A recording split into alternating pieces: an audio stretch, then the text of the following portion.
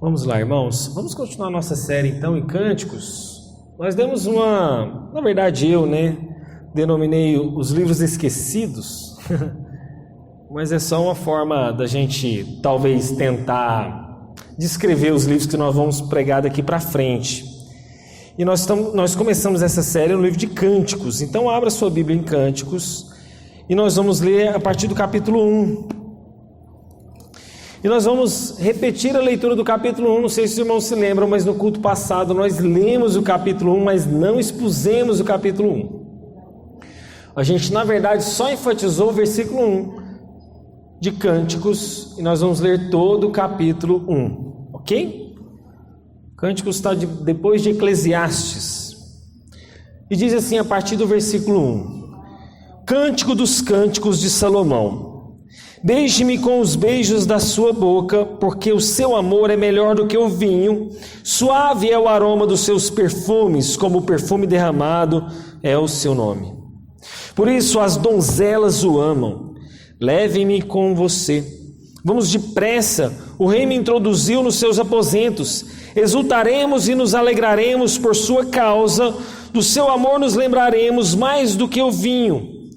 Não é sem razão que o amam. Eu sou morena e bonita, ó filhas de Jerusalém, como as tendas de Quedar, como as cortinas de Salomão. Não olhem para a minha pele morena, porque o sol me queimou. Os filhos de minha mãe se indignaram contra mim e me puseram por guardas das vinhas, mas a minha vinha, que me pertence, não a guardei. Diga-me, ó amado de minha alma, onde você apacenta o seu rebanho, onde você repousa ao meio-dia? Diga para que eu não ande vagando junto aos rebanhos dos seus companheiros. Se você, a mais bela das mulheres, não o sabe, siga as pisadas dos rebanhos e apacente os seus cabritos junto às tendas dos pastores. Comparo você, minha querida, com as éguas das carruagens de Faraó, e o seu rosto fica lindo com os enfeites, o seu pescoço com os colares. Faremos para você enfeites de ouro com incrustações de prata. Enquanto o rei está assentado à sua mesa, o meu nardo exala o seu perfume, o meu amado é para mim como um sachê de mirra posto entre os meus seios. O meu amado é para mim como um ramalhete de flores de Ena e vinhas de En-Gedi. Como você é bela, minha querida, como você é bela, os seus olhos são como pombas. Como você é belo, meu amado, como encantador o nosso leito, é viçosa a relva. As vigas de nossa casa são os cedros e o nosso teto são os ciprestes. Eu sou a rosa de Saron, o lírio dos vales. Vamos orar mais uma vez? Deus, nos guia na tua mensagem. Nos ajude a interpretar da melhor forma, da forma mais fiel possível esse texto. Obrigado, Senhor, por mais essa noite. Obrigado, Deus, por estarmos aqui reunidos como igreja. Oh, Deus, louvado seja o teu nome. Fala conosco mais uma vez, em nome de Jesus. Amém. Irmãos, não sei se os irmãos viram a mensagem que eu passei no nosso grupo de WhatsApp, onde o Augusto Nicodemos fala, dessa questão de como interpretar os cânticos. E não sei quem dos irmãos viu, mas ele diz que é aquilo que eu já li em vários lugares. Há muitas interpretações do livro de Cânticos. Como interpretar o livro de Cânticos da melhor forma possível, da forma mais fiel do que a Bíblia nos diz. E por que estamos pregando o livro de Cânticos? Primeiro porque a palavra de Deus nos diz que nós devemos ensinar todo o desígnio de Deus. Toda a palavra de Deus tem que ser pregada. Tem pregadores, irmãos, que eles são, vamos dizer assim, tem textos preferidos. Então ele prega sobre pecado, arrependa-se, senão você vai para o inferno, arrependa-se, senão Deus vai vir, vai te destruir. E a ênfase dele é só pecado, arrependimento e juízo de Deus. Já tem irmãos que enfatizam só o amor de Deus. Olha, Deus é bom, Deus é amoroso, Deus te ama, você é especial para Deus e tal. E eu não estou dizendo que uma pregação é correta e a outra está errada, não. Eu só estou dizendo que alguns enfatizam só um aspecto da Bíblia e outros só outro. Sendo que, na verdade, nós devemos pregar todo o desígnio de Deus, todo. Em segundo lugar, então, em primeiro lugar, porque estamos pregando em cânticos, porque temos que pregar toda a palavra de Deus. E segundo, que ele é um livro inspirado por Deus, está na palavra de Deus e não deve ser negligenciado. Quantas igrejas você já viu pregar em cânticos? Quantas pregações você já participou e você se deparou com o livro de cânticos? Talvez raras vezes. Segundo aspecto, então. Terceiro aspecto, por que estamos pregando em cânticos? Porque o livro de cânticos é um antídoto contra a perversão sexual. É um antídoto contra a decadência do casamento, como infelizmente temos visto em muitas igrejas hoje. A decadência do casamento e a perversão sexual. E não só nas igrejas, mas infelizmente fora dela também.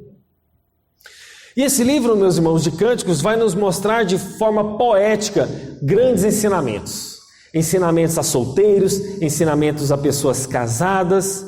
E como a gente vai desfrutar dessa dádiva que Deus nos deu, o relacionamento com pessoas que a gente ama. Seja a pessoa casada, seja ela solteira, nós devemos compreender que o amor que Deus nos deu, o relacionamento que Deus nos deu é reservado a quem eu amo. É reservado a uma pessoa que eu tenho uma aliança com ela. E o tema principal do livro é o amor, ou seja, a maior de todas as virtudes. 1 Coríntios, capítulo 13, versículo 13. O amor como essa maior virtude.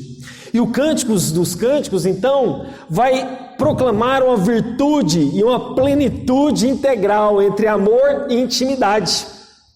Entre um amor e uma vida íntima com alguém que eu amo, onde um não está excluindo o outro. Não é interessante isso? Amor não exclui intimidade, intimidade não exclui amor, na verdade eles andam juntos. Então, como a gente deve ler Cântico dos Cânticos? Esse livro, meus irmãos, é uma poesia única, ela é uma unidade, onde dentro dessa unidade eu tenho várias formas como eu estou expressando esse amor. Então ele não é a coleção de poemas separados, não são poemas soltos, mas essa é uma unidade poética onde eu vou expressar esse amor de várias maneiras. Então ele está contando a história de um casal que se ama, onde ambos estão se guardando ansiosamente pelo casamento e essa plena unidade que eles vão ter. E por isso que esse livro então é útil tanto a solteiros quanto a casados.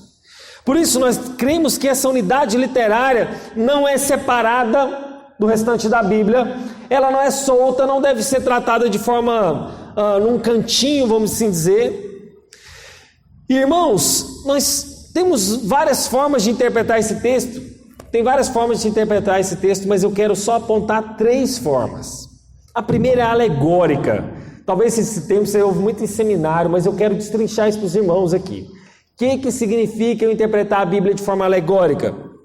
É um método antigo da tradição, tanto de judeu quanto de cristãos, tá? E o que é a alegoria? A alegoria nada mais é do que uma simbologia, sabe, algo simbólico? E a finalidade da alegoria é transmitir um significado profundo e oculto que o texto não está dizendo claramente. Imagine então aquela parábola do bom samaritano. Quando você lê aquela parábola do bom samaritano, o que você vê? Você vê alguém caído na estrada, passa 2 pessoas por ela, ignora ela, e o bom samaritano vai lá, acolhe aquela pessoa, põe em cima do seu cavalo, leva para a hospedaria, cuida dele e no final ele vai recompensar o dono daquela hospedaria. É isso que você lê. O que o alegórico faz? O alegórico dá um sentido oculto para o texto que o texto não está dizendo. Então ele diz mais ou menos o seguinte: olha, aquele rapaz ali caído no chão é você, quando você estava perdido. E aí então vem um religioso, pula você, vem outro cara de outra religião, pula você, mas aí chega Jesus, que é o bom samaritano. E Jesus então põe você no cavalo. O cavalo é alguém que, é um evangelista, que levou a mensagem do evangelho até você. E ele te leva para a hospedaria é a igreja, e lá na igreja vão cuidar de você. Isso é alegoria. Você acabou de alegorizar o texto não está falando que a hospedaria é a igreja, o texto não está falando que o bom samaritano é Jesus, que cada um daqueles religiosos que representam uma religião diferente, o texto não está falando nada disso. Mas alguém que interpreta aquele texto de forma alegórica vai interpretar isso, entenderam? Isso é alegoria, não é assim que nós cremos que a Bíblia deve ser lida de forma alegórica, ainda que Paulo fez alegorias, né? E porque é uma alegoria inspirada, então nós vamos acreditar naquela alegoria, mas fora daquela alegoria inspirada por Paulo, nós não lemos a Bíblia de forma alegórica. Vamos ver outra forma de interpretar? Só vou falar de 3, tem tantas. A segunda aspecto é a forma literal, é a intenção do texto. Eu estou lendo ele de forma natural e literal. E os fatos aqui são interpretados exatamente como eles são. Então a gente não fez aqui uma leitura de um poema, falou de um poema, falou de pessoas, elogios umas às outras. Eu estou lendo o texto de forma natural. E nesse caso, então, meus irmãos, esses poemas vão falar de sentimentos, desejos, esperanças, e nesse caso aqui, entre duas pessoas que se amam. Então, primeira alegórica, segunda literal. A terceira, tipológica. O que quer dizer a tipologia? É uma interpretação subjetiva, ela lembra a alegoria, mas qual que é a diferença? Ela honra o sentido do texto, ela considera a história do texto. E a tipologia é como se você pegasse o Antigo Testamento apontando sempre para o Senhor Jesus. E lá, quando no Novo Testamento Jesus é revelado, ele volta e aponta para o Antigo. Entende isso? O Novo Testamento aponta para Jesus. Quando lá no Novo Testamento Jesus é revelado, eu volto e trago luz sobre o que estava lá atrás no Antigo Testamento. Isso é a tipologia. É como se fosse uma bola de ping-pong, onde ela vai mostrando um e revelando o outro. Antigo e Novo Testamento vão conversando. Os textos, um está iluminando o outro, um está trazendo luz para o outro. Isso é a tipologia, onde o Antigo Testamento está fazendo uma ligação com o Novo, ok? Bom, dessas 3 que eu falei para vocês, Cântico dos Cânticos é lido da forma literal, natural do texto, como eu falei, um poema entre duas pessoas que se amam, mas também faz apontamentos para a pessoa de Jesus, e é assim que a gente vai ler esse texto daqui para frente. E no capítulo 1 e capítulo 2, nós vemos o desejo dessas duas pessoas que se amam, 2 personagens principais, e aqui aparentemente eles ainda são noivos, e eles estão mostrando esse amor um pelo outro. E essa sessão inicial mostra e expressa esse amor de forma íntima, de forma profunda, onde a mulher está sonhando com aquele homem. Já foi assim? Uma mulher que sonhou com um homem amado?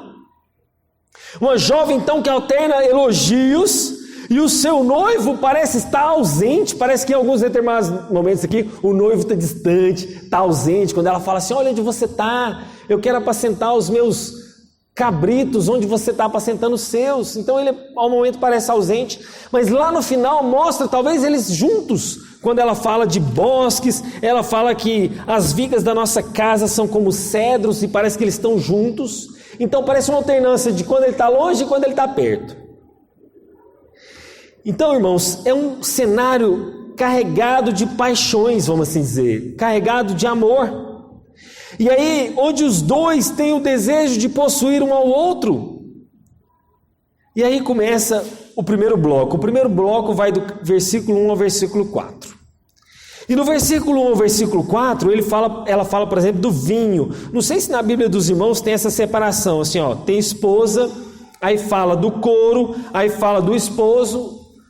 Dos irmãos tem essa divisão? A minha Bíblia tem também. Isso facilita o entendimento. E aí ela fala do vinho, por exemplo. Quando ela faz a analogia do vinho, o que ela está falando? Está falando do vinho, o que tem a ver? O vinho tem uma exuberância, o vinho tem algo apaixonante, o vinho tem essa coisa meio que de, vou colocar entre aspas, de deixar você apaixonado, viajando. O vinho tem esse poder, vamos dizer assim, de trazer emoções, de trazer paixões. Isso é que ela está falando do vinho. Só que ela diz que o amor do noivo, o amor do futuro esposo dela é maior e melhor do que o vinho. Por isso, meus irmãos, por melhor que seja o vinho para aquele contexto, o amor daquele rapaz é melhor. E quando ela compara com o vinho, está falando que o amor entre os dois, desse vinho, é um amor tão verdadeiro que ele é melhor e maior do que o vinho. Ele não é passageiro. Ela não diz isso? Olha o versículo 2 no final. Porque o seu amor é melhor do que o vinho. Ou seja, ao comparar com o vinho, mesmo o vinho sendo tão bom, o amor que ela tem por ele é melhor. Mas aí ela fala o seguinte, olha, suave é o aroma dos seus perfumes, como o perfume derramado é o seu nome. O que ela quer dizer com o nome dele? Está falando da reputação dele. Falando que a reputação dele é grandiosa. Está falando que é uma boa reputação, que ela é atraente como esse perfume que é derramado. E aí no verso 4 ela diz, leve-me com você, vamos depressa, o rei me introduziu nos seus aposentos. Irmãos, aqui nós temos duas possibilidades para quem é esse rei. Primeiro, pode ser o próprio Salomão, como alguns autores gostam de falar que esse rei aqui é Salomão. Mas se não for Salomão, você sabe o que essa mulher tem na mente? Ela tem na mente que aquele jovem é tão homem de Deus, tão cheio de Deus, ela deseja ele tanto, que ele é como se fosse um rei para ela. Para aquela mulher, aquele homem é como o próprio rei da vida dela. E essa comparação, o rei, ou seja, se for Salomão, ou se for alguém que ela deseja tanto, o rei me introduziu aos seus aposentos. E que aposentos é esse que ela está falando? Está falando das chamadas recâmaras, talvez em algumas versões de vocês. Sabe o que é isso? É um lugar só para os dois. É um lugar íntimo onde os dois vão estar sozinhos. É esse momento que os dois vão estar juntos. E é interessante que no próximo versículo, aliás, no final do versículo 4, aparece o coro. Que coro é esse? Esse coro se junta à mulher, que é essa mulher que está falando, e ela vai louvar esse homem, ela vai louvar esse amado usando as próprias palavras dela no versículo 2. Não é assim? Ela fala o seguinte, olha no versículo 2, beije-me com os beijos da sua boca, porque o seu amor é melhor do que o vinho. E ele fala nesse coro, exultaremos, nos alegraremos por sua causa, do seu amor nos lembraremos mais do que o vinho. O coro só repete o que ela disse no versículo 2. Esse é o primeiro bloco da noiva com o coro. Mas no versículo 5 e 6, ela diz, eu sou morena e bonita. Quando ela fala que ela é morena e bonita, ela está falando do valor dela. Ela sabe do seu valor. Ela sabe quem ela é. Ela sabe que essa mulher, que ela mesma, se valoriza. Ela não se despreza. Ela não se coloca como uma mulher qualquer. Ela sabe o valor que ela tem. E aí você sabe como é que ela sabe que é o valor que ela tem? Ela faz duas comparações. O que são essas tendas de Quedar que ela fala? Olha, eu sou morena e bonita, ó filhas de Jerusalém, aquele coro que ela está falando. Como ela se compara às tendas de Quedar? Que tendas são essas? Irmão, essa tenda era de tribos beduínas que vivia à beira do deserto. Imagina alguém que é nômade. Sabe como esses ciganos não vivem desmontando as tendas, montando? Assim eram as tribos. Essas tribos beduínas que viviam à beira do deserto. E sabe como é que essas tendas eram feitas? De peles de carneiro. E essas peles de carneiro tinham um tom um pouco escuro. Por isso que ela fala que tem a pele morena, como as das tendas de Quedar. Como essas peles de cabras que eram feitas, que tinha essa cor um pouco escurinha mesmo, morenas. Então esses peles que eram feitos desses couros de cabra, ela está se comparando à cor da própria pele dela. Mas ela não só se compara a esse tipo de tenda, as tendas de Quedar, dessa feita dos couros de cabra, de pele um pouco escura, ela se compara às cortinas de Salomão. Como eram as cortinas do templo de Salomão, irmãos? Eram cortinas esplêndidas, eram cortinas exuberantes, luxuosas, conforme 2 Crônicas. Então ela cria um efeito de admiração. É como se você estivesse entrando no templo de Salomão e visse cortinas tão grandes, tão lindas. Você falava, nossa, que cortina bonita, né? Quando você chega num lugar, você vai na casa, tem uma cortina ali na sala, você admira aquela cortina, ela se compara a essas cortinas. Mas aí ela avança, ela fala, olha, não olhe para mim, para minha pele morena. E aqui ela começa a falar que embora ela é bonita, embora ela se considere bonita e formosa, ela se diz preocupada com a aparência dela. Ela fala, olha, não olhe para minha pele morena. Sabe por que ela diz não olhe para a pele morena dela? Porque ela fala, porque o sol me queimou. E ela diz o motivo, os filhos de minha mãe se indignaram contra mim e me puseram por guarda das vinhas, mas a minha vinha que me pertence eu não guardei. O que ela está dizendo, comparando em outras palavras? Ela está dizendo o seguinte, olha, eu passei a vida trabalhando debaixo do sol, eu cuidei das vinhas de outras pessoas, mas a minha própria vinha, eu mesma, não cuidei de mim. E aqui, gente, está falando de uma mulher que está preocupada com a própria aparência e ela não cuidou de si mesma. Apesar dela reconhecer a sua beleza, apesar dela reconhecer que ela é bonita, ela diz, olha, eu fiquei trabalhando tanto, eu trabalhei tanto para outras pessoas que eu não tive tempo de cuidar de mim mesmo, da minha própria beleza. Sabe o que mostra aqui? Uma mulher que você escolhe que não tem que ser apenas bela, mas uma mulher que você escolhe porque ela é trabalhadora. Uma mulher, vamos dizer assim, garradeira, que nem diz o outro. Uma mulher que pega no chifre do boi, que luta, que faz o seu trabalho, que sua camisa. E ela não apenas é bonita, mas ela trabalhou tanto que ela não teve nem tempo de cuidar da própria beleza dela. Então ela não é uma mulher preguiçosa, ela não é uma mulher escorada, ela é uma mulher digna, porque ela trabalha. Mas ela diz no verso 7, diga-me, ó amado da minha alma. Quando ela fala ó amado da minha alma, é um termo que satisfaz os desejos dela. Ela está falando de um amor não só físico, não só um homem que vai suprir ela fisicamente, mas vai suprir a alma dela. É um desejo que vai além do físico, mas está suprindo a alma da vida dela. E ela, meus irmãos e meus irmãos, quer saber onde esse jovem está. Sabe o que ela diz? Diga-me, ó amado da minha alma, onde você apacenta o seu rebanho? Onde você faz repousar ao meio-dia? Irmãos, quando trata do meio-dia, essa metade do dia fala exatamente de um tempo que você já trabalhou. Não é assim o meio-dia nosso? A gente já trabalhou a manhã inteira, está cansado, você precisa de um repousozinho. Muitos chamam de siesta, aquele período ali que você come um pouquinho e vai dar uma descansada. Ela está cansada e no momento do descanso dela, ela vai procurar o amado da alma dela. No momento do descanso, ela quer ter aquela oportunidade onde ela vai encontrar uma pessoa que ela ama. No momento do descanso, ela vai encontrar aquele a quem ela gosta. E aí vocês notaram uma coisa que ela falou, olha, onde você repousa ao meio-dia? Diga-me para que eu não ande vagando junto aos rebanhos dos seus companheiros. Por que ela não queria andar vagando? Você sabe por quê? Naquela época, imagine só uma mulher vagando meio perdida procurando um homem. Quando ela estivesse no meio daqueles pastores, no meio de um monte de homem, e ela estivesse procurando assim como se tivesse alguém perdida, o que aqueles pastores iam pensar dela? Que ela fosse uma prostituta. Então, ela não queria ser confundida com uma mulher qualquer. Como ela sabe do seu valor, como ela reconhece de quem ela é, quem é aquela mulher, ela não queria sair andando, vagando como uma qualquer. Então ela queria saber onde o amado dela estava, para que ela não fosse confundida como aquela prostituta, como uma mulher qualquer. Porque ela sabia do seu valor. Então ela se pergunta, aonde está você, meu amado? Ela não queria ser confundida com qualquer pessoa, com uma mulher que não tinha valor como uma qualquer. E aqui, maridos, eu faço um alerta para vocês. Sabe por que talvez tenha sido difícil você amar a sua esposa? Porque talvez você tenha visto ela como uma qualquer.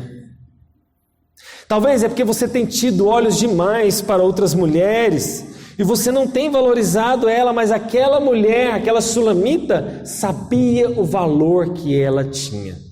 Ela sabia e se dava o devido valor, e ela então, para não se sentir desvalorizada, ela não queria andar como aquela mulher qualquer, como se fosse uma prostituta. Logo, ela se dedicava ao amado dela. Onde você está, meu amado? E aí, meus irmãos, por que tem virado um ciclo de desvalorização? Primeiro, porque o homem não tem valorizado a mulher, e porque ele não tem valorizado aquela mulher, ela se sente desvalorizada, logo ela não está se dedicando a você, e aí vai virando um ciclo vicioso de desvalorização. Você não valoriza, ela não se dedica a você, ela não se sente valorizada porque você não valoriza ela, e esse ciclo de desvalorização do casal vai se desgastando. E você, homem, você tem que começar essa valorização da sua mulher. Talvez você não tenha feito isso com a sua esposa. Talvez você não tenha valorizado ela. E isso é uma exortação a todos nós, a começar em mim. E aí os casamentos vão se fragilizando, os casamentos vão se desgastando, e casamentos fortes geram famílias fortes. Consequentemente, filhos fortes e igrejas fortes. Irmãos, se a sociedade lá fora está caída, é porque a queda começou dentro da nossa casa. Se a sociedade lá fora está caída, é porque as famílias estão fracas, homens e mulheres estão sendo responsáveis por gerar famílias fracas e, consequentemente, toda uma sociedade lá fora fraca. Tem um livro do N. Gruden, um pastor batista, que diz: famílias fortes igrejas fortes. Essa igreja só será forte quando a nossa família for forte. E a prova, meus irmãos, de um homem de verdade é que o desafio maior do homem não é ele conseguir provar que consegue conquistar várias mulheres todos os dias. O que mostra que um homem tem valor, que é um homem de verdade, é aquele homem que consegue conquistar a mesma mulher todos os dias. Esse é o nosso maior desafio, como homem. Porque é muito fácil eu tentar conseguir conquistar muitas mulheres lá fora, porque elas não me conhecem. É muito fácil eu tentar conquistar um monte de mulher que nunca me viu, nunca me conheceu, e talvez que eu, com uma lábia pronta, consiga conquistar ela. Então é fácil talvez eu conquistar várias mulheres lá fora, uma todo dia diferente. Mas difícil missão é eu conquistar a mesma mulher em casa todos os dias.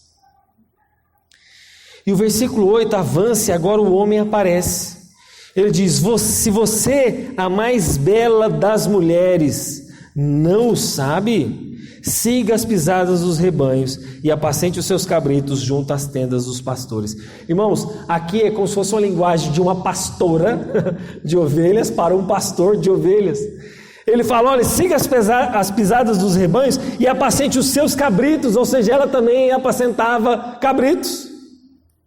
Então ele falou: olha, siga as pisadas dos rebanhos e aí você vai me achar, porque eu também sou um pastor, eu também apacento.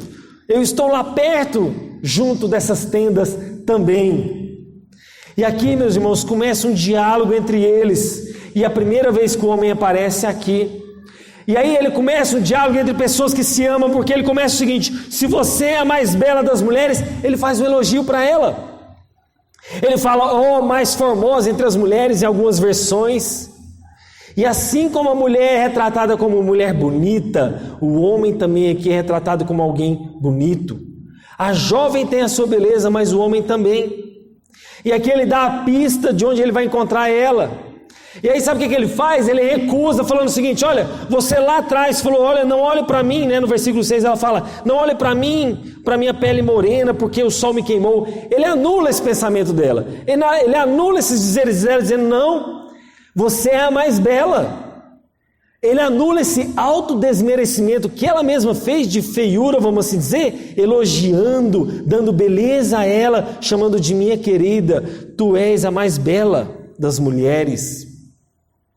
Como diz Provérbios capítulo 18, versículo 22, quem acha uma esposa, acha o bem e recebe uma bênção do Senhor. E aqui, meus irmãos, o texto avança e ele começa com uma comparação que talvez não se encaixa com a nossa cultura, com a nossa forma brasileira de ser. O que ele diz no versículo 9? Comparo você, minha querida, com as éguas das carruagens de Faraó. Talvez se você comparar a sua esposa com uma égua, talvez você vai levar um tapa, né? Talvez vai dormir na casinha do cachorro, se você for casado, né? Pensa você comparando a sua esposa a uma égua hoje. Ainda mais que ela puxa uma carroça. Não é? Ela não falou, ó, como a égua das carruagens de Faraó, né? Que aquelas éguas estão puxando as carruagens do Faraó. Imagina você comparando a sua esposa. Por que o autor de Cântico compara aquela mulher a uma égua e ainda mais puxando carruagens? Por quê? Essa comparação aparentemente extravagante estava mostrando o seguinte, irmãos, que aqueles animais que o Faraó utilizavam eram os melhores. Quando o Faraó colocava alguém para puxar a carruagem dele, significava o melhor. O Faraó escolhia a dedo o melhor dentre os melhores, aquele mais vistoso, o mais forte, o mais nobre. Então, meus irmãos, é interessante que Salomão, quando ele faz uma aliança de casamento com a família de Faraó, conforme 1 Reis capítulo 3, ele era um negociador de cavalos do Egito. 1 Reis 10, 28. Então, se foi Salomão que escreveu isso aqui, esse texto de Cânticos, nós podemos supor que o Faraó transportava os melhores animais, inclusive admirados pelo povo de Israel. Então, quando o autor está comparando ela a essas éguas, ele sabia do que ele estava dizendo. Você sabe por quê, irmãos? Sabe por que ele sabia? Nenhum gentleman, nenhum cavaleiro, nenhum homem honrado colocaria égua no meio dessa comparação se ele não soubesse o que ele estava fazendo. Nenhum gentleman, nenhum cavaleiro, nenhum homem refinado colocaria essa comparação se ele não soubesse o que ele estava fazendo. Então, quando ele compara ela a esses animais, ele está dizendo da singularidade da mulher, está falando que ela é muito especial, que ela foi escolhida a dedo, assim como o faraó escolhia a dedo os animais dele. É isso que ele está se referindo, essa escolha específica a dedo. E aí, meus irmãos, no versículo 10 e 11 ele diz: o seu rosto fica lindo com os enfeites, o seu pescoço com os colares, faremos para você esses enfeites de ouro com incrustações de prata. Os cavalos daquela época eram muito bem enfeitados. Quando eles iam naquelas carruagens, eles enfeitavam os cavalos com o máximo que eles poderiam colocar. Então enfeitavam ele com aqueles tecidos belos, com adornos, maravilhosos. E ele fala: da mesma forma que esses cavalos são enfeitados, eu vou te enfeitar. Da mesma forma que esses reis usavam esses adornos requintados, ele também falaria isso. Assim como Provérbios 25, 11, o autor bíblico usa essa imagem de uma joia finamente trabalhada para demonstrar carinho, para demonstrar dedicação. Sabe, irmãos, ele estava disposto a investir nela, não estava? Ele não fala o seguinte: olha, o seu pescoço fica lindo com enfeites, com colares, faremos, ou seja, ele está disposto a investir nela, faremos para você enfeites de ouro. Marido, você tem investido na sua esposa? Você tem investido na sua mulher? Você tem comprado para ela adornos que vai enfeitá-la? Assim como esse homem também estava disposto a fazer isso por ela, você tem investido na sua mulher? Você tem investido nela? E aí a esposa diz o seguinte no versículo 2: enquanto o rei está assentado à sua mesa, o meu nardo exala o seu perfume. O que ela quer dizer com nardo? Nardo é um tipo de um perfume extraído de uma planta, e ele era utilizado nos encontros. Imagine, sei lá, você usando o seu caiaque, o seu... o seu homem, tem aquele perfume homem, irmã Neuza? Você usando o seu nardo para encontrar-se com a sua esposa, com a sua amada, no caso aqui ela ainda não era esposa, mas ele utilizou esse perfume, e esse perfume utilizado entre os encontros, entre as pessoas amadas, impressionava ela, ao ponto até mesmo de criar assim uma fantasia na cabeça dela. E no versículos 13 e 14 diz: meu amado, novamente, que é um termo carinhoso, comum que as mulheres usavam, e ele usava várias vezes, e ela fala de uma tal de flores de henna. O que é henna? São flores que tinham uma fragrância semelhante à das rosas. As flores de henna pareciam aqueles perfumes das próprias rosas. E essas flores, então, são pequenos arbustos de uma flor de cor branca, muito perfumada. Imagine então um arbusto cheio de florzinha branca, exalando um perfume como o das rosas. Essas são as flores de henna. E essa jovem está encantada com esse perfume do jovem. Mas ela não só fala dessas flores de henna, mas ela fala das vinhas de En-Gedi. Que lugar é esse, En-Gedi? Gente, En-Gedi é um local de oásis. Imagina você está andando no deserto. Você não encontra aquele oásis, aquela fonte ali de água. Essa é o local de En-Gedi, um local no deserto de grande quantidade de água, e ele está no meio do caminho para o Mar Morto. E no versículo 15 o noivo fala e responde aquela jovem com admiração da grande beleza dela. Ele compara a doçura do seu olhar e ele usa o termo de pombas. Olha só, você é bela, minha querida, você é bela, com os seus olhos são de pombas. E a pomba aqui, meus irmãos, é como se fosse aquela iconografia, um símbolo do amor, um símbolo da união entre os dois, onde as pombas de certa forma até mesmo considerada como uma mensageira do amor. Até hoje a gente vê casamentos que soltam aquelas pombas no meio do casamento, e nessa metáfora ele se refere aos olhos dela. E no versículo 16 e 17 ela responde, ela diz: meu amado, nesse termo carinhoso para falar do homem que ela tanto ama. E aí aqui no versículo 16 e 17 há uma mudança de cenário. Parece que eles estão passando um tempo sozinhos no bosque. Ela fala o nosso leito é viçoso como a relva, e as vigas da nossa casa são como cedros. É como se ela estivesse andando num bosque, e aí esse casal está ali num bosque, e eles estão juntos. E para nós, meus irmãos, esse cenário que pode parecer comum. Imagina você andando com a sua esposa hoje num bosque aqui em Goiânia. Pode parecer comum, né? Você vê uma grama verde, você vê árvores, isso para você é normal. Mas para quem está no deserto, para quem está lá no Oriente Médio, para quem vive uma vida no deserto, está num bosque com grama verde, árvores altas e árvores todas frondosas, isso não é uma paisagem comum. Isso não é uma paisagem normal. Isso é incomum, isso para ela é maravilhoso. E é interessante que esse bloco termina exatamente no versículo 1 do capítulo 2, quando ela volta de forma humilde e modesta, se comparando a essas flores conhecidas como rosa de Saron. O que é a rosa de Saron? Os irmãos talvez já viram isso até nas coisas da Universal, né? A rosa de Saron é uma flor comum. E ela não só se compara à rosa de Saron, mas ela fala dos lírios dos vales. Saron, meus irmãos, é uma planície. Essa planície que parte do Monte Carmelo e acompanha toda a costa do mar Mediterrâneo. E essa flor é uma flor comum. E ela se compara, e aqui ela forma de forma humilde e se coloca no lugar dela. Mas o que esse texto todo tem a ver com a pessoa do Senhor Jesus? Como isso pode apontar para Cristo? O Novo Testamento, meus irmãos, usa com frequência a comparação entre Deus e a igreja. Deus ensina a relação entre o homem e a mulher, entre o marido e a esposa, semelhante à relação entre Jesus e a igreja. É um relacionamento entre a noiva e o noivo, apontando exatamente esse relacionamento do Senhor Jesus. Nós vemos isso em Mateus capítulo 9, João capítulo 3, Efésios 5, Coríntios 11 e mais textos. E a intimidade entre homem e mulher retrata exatamente a intimidade do amor de Deus para conosco. Portanto, dizer que esse poema reflete a relação de Deus entre o seu povo é exatamente a intimidade que Cantares fala entre o relacionamento humano. A tipologia que a gente vê aqui nessa linguagem entre o noivo e a noiva é exatamente entre Deus e a igreja, onde homem e mulher renunciam todos os outros amores. Não é assim que você fez? Quando você casou com a sua esposa, você não renunciou todos os outros amores? Assim também é o nosso relacionamento com Deus. Nós renunciamos todos os outros amores por amor a Deus. Você renuncia a amar o mundo, você renuncia a amar as coisas do mundo para amar a Deus.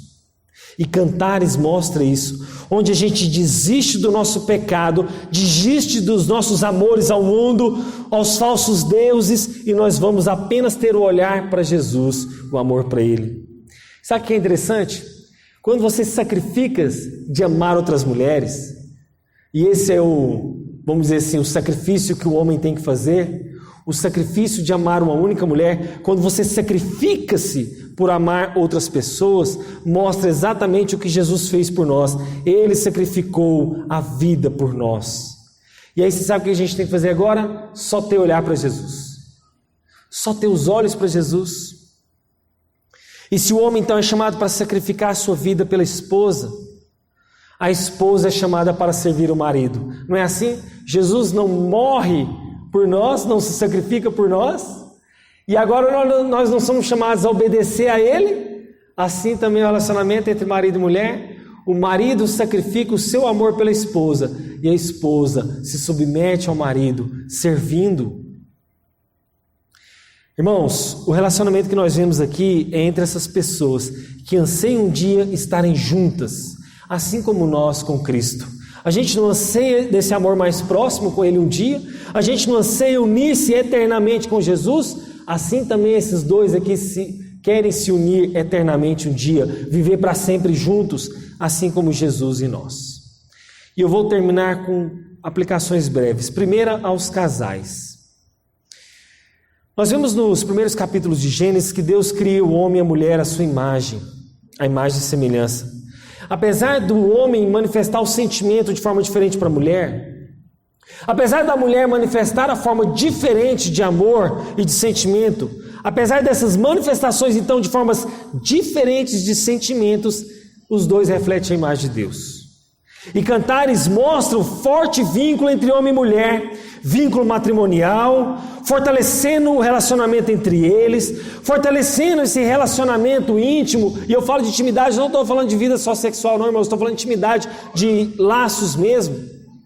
Porque se o casal não vai bem, como eu falei para vocês, as famílias não vão bem e a igreja também não vai bem, e conforme a sociedade também não vai bem.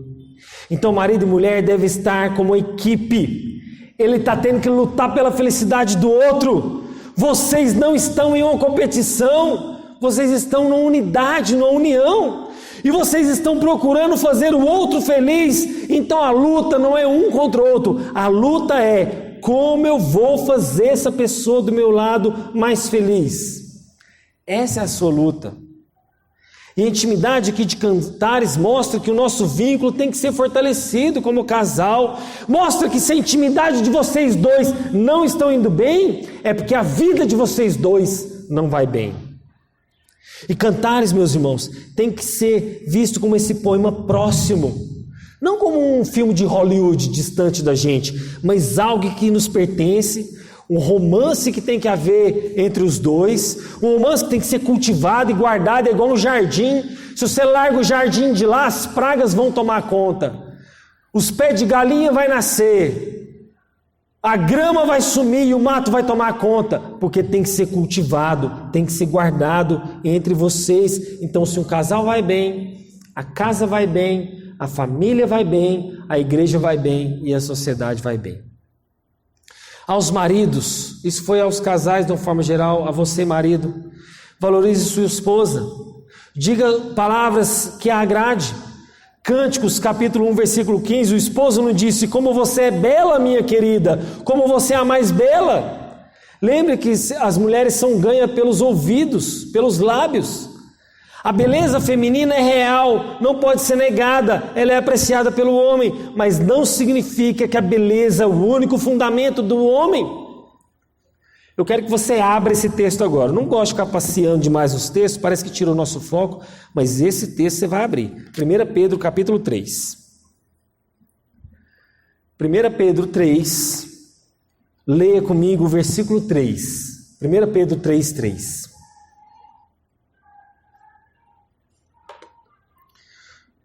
1 Pedro, capítulo 3, versículo 3 diz o seguinte: que a beleza de vocês não seja exterior, como tranças nos cabelos, joias de ouro e vestidos finos, mas que ela esteja no seu interior, uma beleza permanente, de espírito manso e tranquilo, que é de grande valor diante de Deus.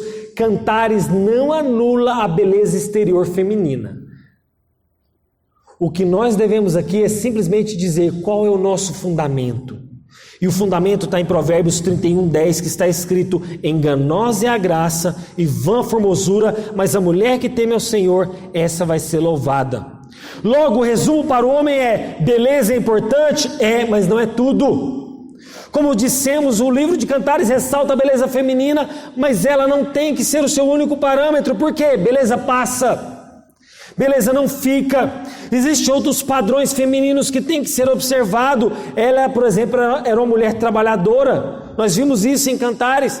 Provérbios 31 ressalta também a mulher trabalhadora. Irmãos, por mais que a beleza feminina é enfatizada em Cantares, foi criada por Deus, a beleza feminina foi criada por Deus. Quando você vê uma mulher bonita, você vai saber que Deus que criou aquela beleza feminina. Ela não tem que ser desprezada, ela só não pode ser invertida de valor. Ela só não pode ser colocada no fundamento errado, como se fosse a única coisa da sua vida, como se fosse a única coisa a ser escolhida, como se você pegasse a beleza feminina e colocasse como um Deus da sua vida. E isso aqui é idolatria. O que é idolatria? É quando você pega aquela coisa criada por Deus, que é a beleza feminina, e transforma ela num Deus. E a sociedade tem feito isso. O sexo como um Deus, a beleza como um Deus, como se o sexo e a beleza fosse a última coisa e a mais importante da vida. Sem ela você não existe. E aí as mulheres estão indo para a academia, estão gastando rios de dinheiro com o médico, servindo a esse Deus dessa geração, assim como os homens também.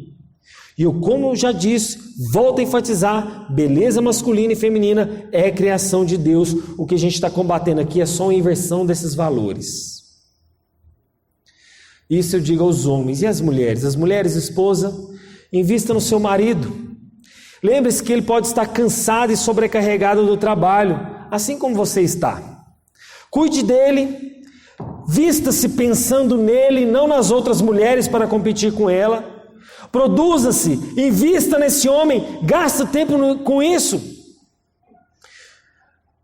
A mulher de Cânticos não valorizava ela mesma? Eu estou morena e bonita. Capítulo 1, versículo 5.